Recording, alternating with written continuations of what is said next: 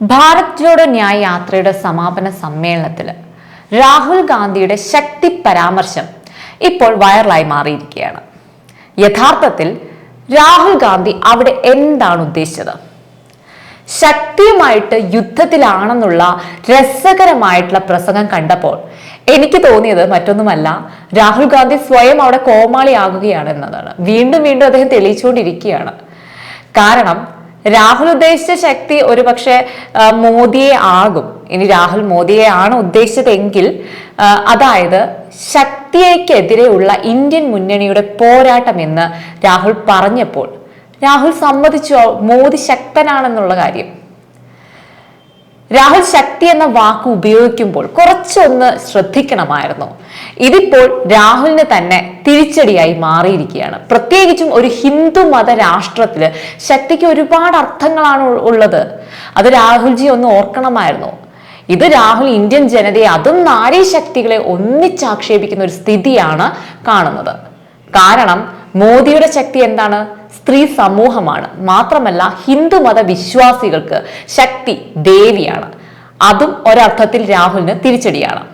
രാഹുലിന്റെ ഉദ്ദേശം എന്തായിരുന്നാലും അതിപ്പം വലിയ രീതിയിൽ തിരിച്ചടിയായി മാറിയിട്ടുണ്ട്.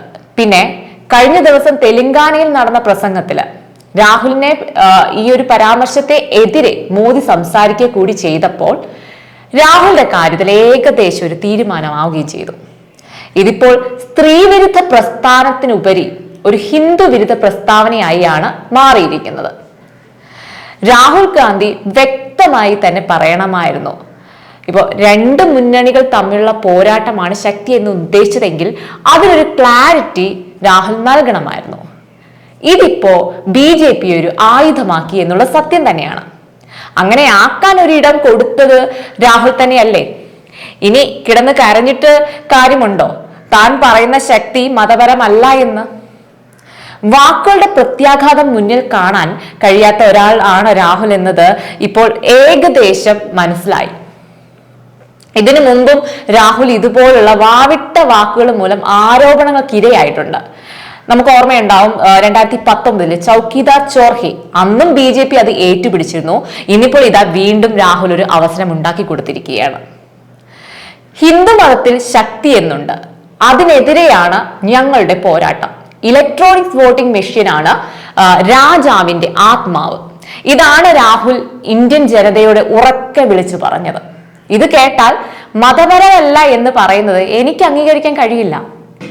കാരണം സാമാന്യ ബോധമുള്ളവന് കേട്ടാൻ മനസ്സിലാവുന്ന രീതിയിലാണ് അത് പറഞ്ഞത്.